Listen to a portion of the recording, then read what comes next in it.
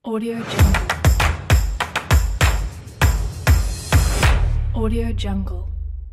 Semangat pagi, salam jumpa lagi di Kak Yatno Bintang. Lama ini saya tidak podcastan dengan Kak Yatno ya. Iya, kita sangat lama ya. Oke, kita bicara apa lagi nih Kak Yatno? Masih soal pramuka? Iya, Oke, siap. ini pramuka ini sangat menarik dibicarakan. Ya, nah ini Kak Yatno, sekarang ada situasi yang sedang yang sedang dihadapi oleh pramuka, khususnya terkait dengan perkembangan situasi pendidikan nasional kita kan, dengan lahirnya kurikulum merdeka, lalu pada akhirnya Pak Menteri, Pak Nadiem membuat putusan yang salah satunya adalah menganulir tentang ekstrakurikuler wajib pendidikan kepramukaan di SD dan SMP sampai SMA. Nah, kira-kira yang pertama kita ngomong soal efek dulu ini. Efek terhadap gerakan pramuka kira-kira seperti apa Kak Yatno? Karena gerakan pramuka itu peserta didiknya adalah anak sekolah. Dan keduanya itu related, relasional. Punya hubungan ketergantungan dan hubungan simbiosis yang mutualis. Sehingga ketika satu memberikan alternatif ekstrakurikuler itu tidak hanya pramuka, ada ekstrakurikuler yang lain yang dibangun yang tanpa mekanisme yang bagus, otomatis peserta didik di gerakan pramuka akan berkurang. Nah, sebaliknya ketika sekolah itu memberikan mekanisme bahwa ekstrakurikuler kepramukaan itu wajib untuk semua, ekstrakurikuler loh ya, wajibnya, bukan wajib anggota gerakan pramuka, tetapi wajib ikut ekstrakurikuler, baru yang kedua dia memilih pilihan yang lain, maka anggota gerakan pramuka akan konstan, bisa jadi tumbuh dan berkembang. Memang secara logika pendidikan itu seharusnya ekstra kepramukaan tidak bisa disamakan dengan ekstra yang lain. Karena ekstra kepramukaan ini mengandung pendidikan karakter, pendidikan kecakapan, dan pendidikan kebangsaan yang akan menjadi dasar ekstra yang lain. Jadi ekstra kepramukaan ini tidak bisa disejajarkan dengan ekstra tari, tidak bisa disejajarkan dengan ekstra drum band, ekstra PMR, tidak bisa. Tetapi justru menjadi wajib pendasaran, sehingga kita nanti tahu bahwa penari tapi punya kekuatan kepramukaan. Pemain basket punya kekuatan kepramukaan. Pemain drum band itu punya latar belakang kepramukaan. Sehingga ketika dia bermain drum band, persaudaraannya kuat, lalu daya jelajahnya kuat, kegigihannya kuat, karena didasari di kepramukaan. Asal ekstrakurikuler kepramukaannya dikelola dengan bagus. Kalau enggak, ya sia-sia, karena karakter juga dibentuk di ekstra selain kepramukaan. Nah, padahal begini, kalau kita melihat tujuan gerakan pramuka, orientasi dasarnya juga karakter, penguatan kebangsaan, dan menambah kecakapan hidup. Kemudian sekarang di kurikulum merdeka juga punya core inti yang berupa profil pelajar Pancasila yang kalau dari sisi isinya itu sangat sejajar ini antara pendidikan di formal lewat kurikulum merdeka dan di pendidikan kepramukaan juga identik ini tujuannya. Lah, apa mungkin ini sebenarnya hanya perlu pola penyesuaian saja Kak Yatno antara pemangku pendidikan kepramukaan dan pemangku pendidikan formal, mungkin begitu? Ya, kalau kita tidak bisa melihat dengan jeli, melihat dengan detail, kemudian ada kajian yang lebih mendalam sehingga memposisikan bahwa gerakan pramuka itu memberikan menu kepramukaan yang dipentingkan, diperlukan, dibutuhkan oleh pendidikan formal. Lalu yang kedua di pendidikan formal dia juga mengkaji ada sesuatu yang kurang kalau tidak melibatkan kepramukaan. Kalau tidak ke sana tentu terjadi overlap. Karena banyak yang mengatakan karakter kan tidak harus dibentuk lewat kepramukaan. Karakter itu bisa dibentuk lewat latihan tari. Karena di sana ada kegigihan, ada disiplin, ada persaudaraan, ada ini yang tanpa harus lewat pramuka. Begitu juga basket. Banyak yang mengatakan, mengapa harus ikut pramuka? Karena di basket pun akan terbentuk karakternya. Karakter sportivitas, karakter kejujuran, karakter kegigihan, karakter semangat. Nah, tentu akan jadi sia-sia ketika basket harus pramuka. Maka orang-orang gerakan pramuka duduk bareng dikaji lebih jauh apa yang menjadi kelebihan kepramukaan yang sehingga tidak bisa kalau tidak melibatkan kepramukaan. Nah, kemudian begini, apa jangan-jangan ini ada sesuatu yang sudah tidak lagi menarik di dalam kepramukaan, sehingga siswa itu kalau disuruh milih rata-rata nggak mau milih gitu ya, nggak mau milih ikut menjadi pramuka. Padahal di sisi lain komentar tokoh-tokoh, komentar orang-orang tua itu mengatakan bahwa kepramukaan bagus untuk membentuk anak-anaknya, membentuk generasi ini supaya jauh lebih baik karakternya dan seterusnya. Sepertinya kok ada anomali atau paradok gitu ya, kayak gimana nyikapi ini kayak? Ini kan berangkat dari sejarah.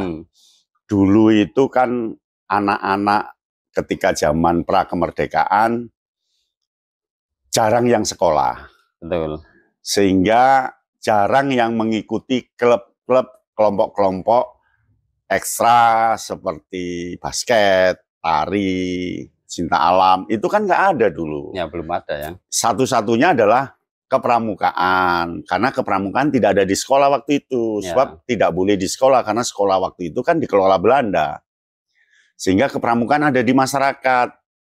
Nah, pada waktu itu yang sangat menarik di masyarakat ya pasti kepramukaan yang ada di masyarakat itu yang bisa bebas masuk dan menarik, anak nggak sekolah pun bisa ikut pramuka, dari segala sisi bisa ikut pramuka, dan di masyarakat juga ada waktu itu olahraga tradisional lah ya, seperti kasti, sepak bola, bal-balan, atau voli.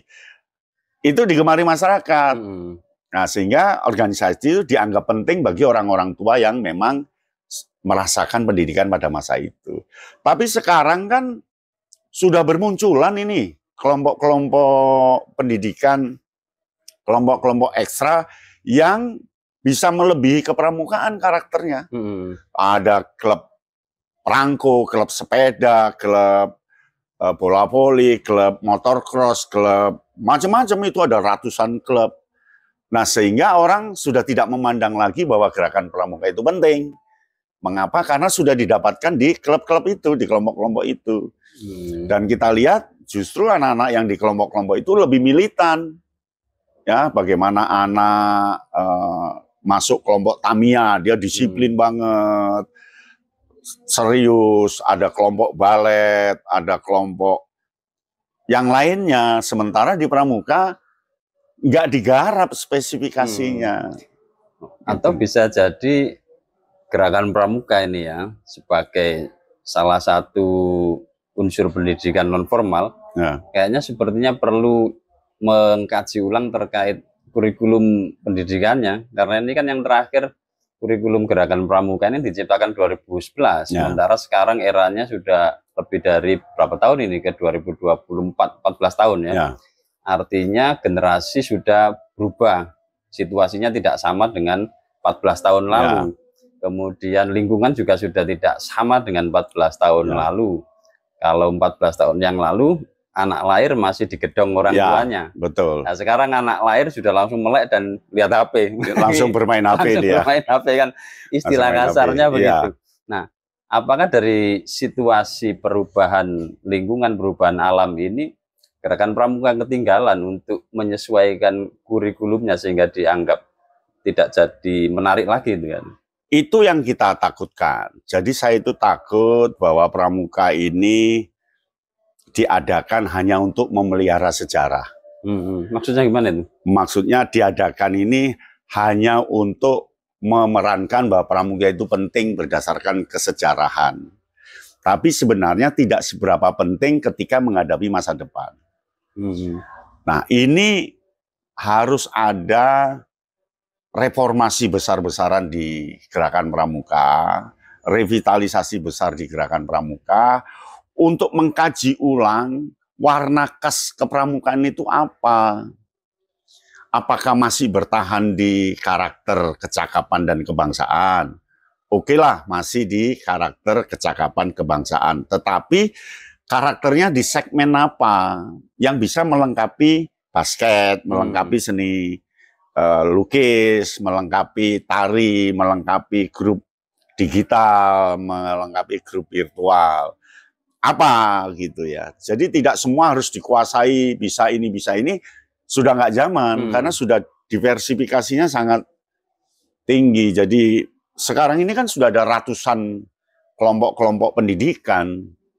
Nah, dari ratusan itu kan orang jadi tidak mau ikut di Pramuka karena banyak pilihan ya. Sudah banyak pilihan karena di Pramuka justru malah menjenuhkan. Baris yang cukup lama, baris-baris yang cukup lama, kemah yang melelahkan atau apa begitu. Ini harus ada reorientasi. Sehingga kita berharap di Gerakan Pramuka ini ada kajian besar-besaran untuk mereposisi, mereformasi, merevitalisasi kepramukaan. Di Indonesia itu harus seperti apa sih sebenarnya begitu. Ya, nah, saya cukup tertarik dengan kalimat Kak Eno di awal tadi bahwa sebisa mungkin kepramukaan itu mendasari yang lain, gitu ya.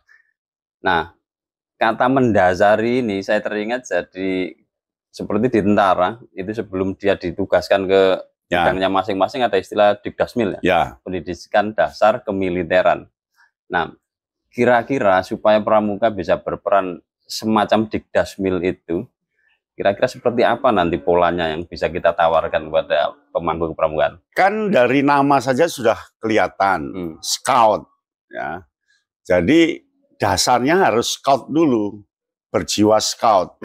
Berjiwa scout itu menanamkan daya tanggap, daya cekatan, disiplin, apa yang mendasari, dan ini akan mendasari ketika dia ikut kelompok lain.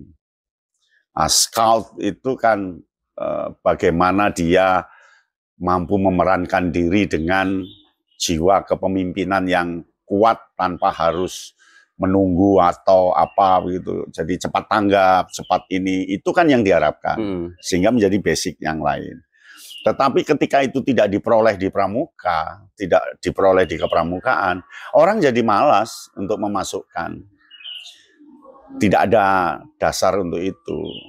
Itu yang pertama. Yang kedua, sistem kita ini kan nggak jelas juga apakah dia sudah memperoleh kategori A, kategori B, kategori C, kan nggak jelas.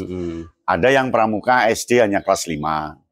Ada yang SMP hanya kelas 7.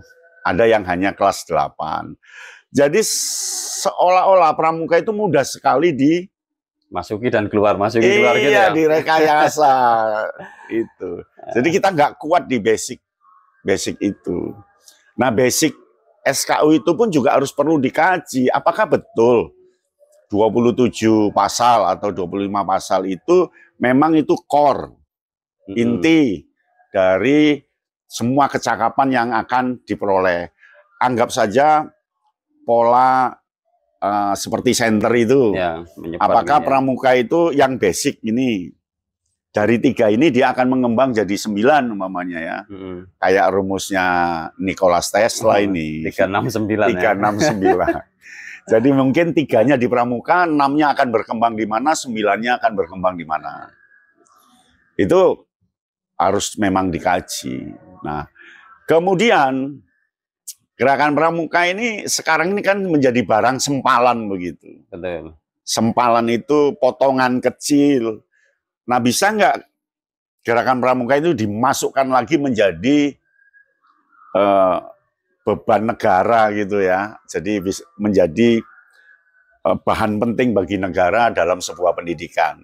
Nah, ini tentu harus mengintegrasikan antara pendidikan rumah, pendidikan sekolah, dan pendidikan di luar rumah dan sekolah, yaitu masyarakat. Nah, kita nggak punya desain besar untuk itu. Jadi seolah-olah pendidikan formal sudah jalan, pendidikan non formal jalan, pendidikan orang tua jalan, gini. Jadi semacam 3 persimpangan yang nggak pernah ketemu. Nah, gitu. Kemarin kan sempat ada wacana pengubahan istilah dari ekstrakurikuler ke kokurikuler. Ya. Dari sisi definisi saya pikir tepat. Ya. Kokurikuler artinya nanti kepramukaan akan menjadi sesuatu yang melengkapi pendidikan formal. Tetapi kalau lihat lajunya, ini kan seakan-akan ini pendidikan formalnya sudah di sini, pramuka baru mau lari ini. Ya. Situasinya kan bisa begitu. Nah, bagaimana sih kita memberikan advice atau masukan kepada pemangku kepentingan pendidikan di Indonesia ini supaya sisi kokurikuler ini nanti betul-betul bisa diterapkan gitu. Sementara ini mau berakhir ini menteri yang sekarang, kira-kira mungkin nggak ini ya? Kan kokurikuler itu kan bukan ekstra ya, artinya tidak di luar. Ekstra itu kan dijalankan bermanfaat, tidak dijalankan ya tidak masalah. Tetapi kalau ko ini dijalankan akan memberikan daya dukung pada kurikuler. Kalau nggak dijalankan, nggak akan ada daya dukung. Ibarat makanan, sayur kangkung, menu utamanya kan kangkung. Tapi kurikulernya kan bawangnya. Kurikuler itu asemnya, gitu asemnya ya. Begitu. Jadi memberikan ko. Nah, ini harus jelas apanya yang ko. Yang ko itu apanya? Apakah mediumnya, medianya? Apakah intinya, inti pendidikan kepramukaan, atau karena posisinya, begitu. Harus indikatornya harus jelas. Ko-nya di mana? Nggak sekadar kita ngomong ko. Ko-nya mungkin karena di kepramukaan ini sejak dulu memang sangat multimedia. Nah, mungkin multimedia itulah yang dipakai menjadi ko. Kan pramuka itu sangat menghalalkan semua media. Apakah berbasis tali, berbasis air, berbasis warna, berbasis bunyi, berbasis gerak, berbasis simbol, berbasis sandi, berbasis skema. Pokok pramuka itu ribuan medium, media. Tetapi kenyataannya memang dari ribuan itu di sekolah, di gudep ya nggak dipakai. Kalau saya melihat ya, kekhasan kepramukaan itu, ini versi saya ya, itu ada juga kekuatan kepemimpinan yang terstruktur dan sistematis. Coba kita lihat, ada istilah satuan kecil, di siaga ada barung, kemudian ada satuan besar perindukan. Dan ini ada kepemimpinannya sendiri. Ada pemimpin barung, nanti ada pemimpin perindukan disebut sulung. Di Penggalang ada satuan kecil namanya regu, pemimpinnya pemimpin regu. Lalu ada satuan besar namanya masukan, yang di situ nanti ada pemimpin regu utama atau pratama. Nah, saya pikir pola itu tidak dimiliki di klub-klub lain itu.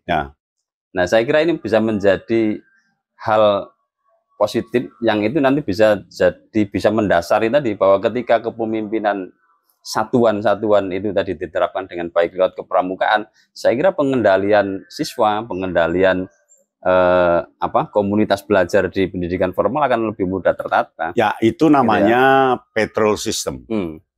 Jadi di kepramukaan tingkat dunia itu ada namanya patrol system. Nah, patrol system ini bagaimana seseorang ini akan punya peran, akan punya fungsi, eksistensi diri lewat kepemimpinan dengan cara patrol system. Di regu dia akan berganti ketua regunya setiap 2 minggu sekali umpamanya. Lalu ada perindukan untuk siaga, ada pasukan untuk penggalang, dia terus berganti. Itu patrol system. Ngajari anak untuk bagaimana dia memimpin dan mengajari anak bagaimana dia dipimpin. Beda di tempat lain itu kan kalau yang ahli baru dia pemimpin. Kalau enggak. Pemain basket yang hebat dia akan jadi kaptennya, kalau enggak. Di kita kan enggak. Tapi itu kan enggak diterapkan. Enggak diterapkan dan sistemnya juga perlu detail, implementasi yang bagus. Saya kok punya bayangan, kalau Ini saya ambil satu contoh di lokus sekolahannya. Kalau kepala sekolah, kemudian dia memahami dirinya sebagai Kamabikkus Gerakan Pramuka, lalu bisa menerapkan petrol system tadi, karena kan ujung atau puncak petrol system itu kan ada pembinanya. Nah, coba kalau guru-guru, wali-wali kelas itu jadi pembina pasukan, saya pikir tidak akan ada proses pengendalian yang sulit ketika di kelas sekalipun, karena lewat kokurikuler kepramukaan, si guru wali kelas tadi perannya adalah sebagai pembina gudeg, ketika di kelas dia sebagai wali kelas. Nah ini kan ketemu di kepramukaan dia jadi pembina gudeg, ketemu di kelas dia wali kelas, tapi hakikatnya dia ada proses pengendalian kan di sini. Nah kalau itu bisa diintegrasikan dengan bagus antara pendidikan kepramukaan dengan pelibatan tenaga pendidik dan pendidikan di sekolah, mau berperan betul itu guru-guru jadi pembina. Kan sudah di KMD juga itu. Banyak sekali guru yang KMD bahkan KML. Ini kalau bisa jalan berimpit, sangat bagus. Enak ya. Jadi karakter pramuka itu kan banyak dilihat dari berbagai sisi. Ada harta karun di kepramukaan itu yang namanya metode kepramukaan. Nah, metode ini bisa dipakai untuk metode pembelajaran di sekolah. Apakah alam terbuka, learning by doing, patrol system atau sistem berkelompok, sistem penghargaan, khas pramuka. Tapi kan itu untuk kurikuler dalam menjalankan metode pembelajaran. Tapi untuk mendukung anak supaya dia mendasari kelompok-kelompok klub yang harus juga dipunyai oleh anak seperti bermain kasih, sepak bola, panahan dan sebagainya. Ini ada keunggulan kepemimpinan yang harus dibentuk dia lewat pramuka. Kepemimpinan itu ya dasar dharma itu. Ada 10 itu yang wajib menjadi darah daging seorang pramuka. Tetapi pada kenyataannya kan kita diberi contoh-contoh yang justru tidak berdasar dharma. Nah ini yang akhirnya orang tidak seberapa tertarik pada pramuka. Orang tua tertarik itu kan satu karena dasar dharma itu. Dasar dharma itu. Sehingga kemarin di Radio SS saya mendengarkan mereka bangga dengan pramuka karena pramuka itu suka menolong. Jadi ketika dia tidak naik bis kota, tidak ada tempat duduk, tiba-tiba ada anak memberikan tempat duduk. Ketika ditanya, dia seorang pramuka. Nah, jiwa-jiwa seperti itu yang harus diangkat. Tetapi kan ini nggak serentak, nggak sama di semua daerah. Oleh karena itu ada kajian-kajian, ada pedoman-pedoman yang harus terus diciptakan di gerakan pramuka itu. Nanti ada co-kurikuler itu mengajar metodenya, materinya, hasilnya, apanya begitu sehingga mendukung kekuatan. Wah, ini jadi butuh pemikiran serius ini bagi para pemangku pendidikan pramukaan juga sekaligus pendidikan formal ya kan. Kita cukup di sini dulu. Kita sambung lain waktu, kita ngopi. Salam Kak Yatno Bintangnya. Terima kasih, sampai jumpa. Oke. Audio Jungle. Audio Jungle.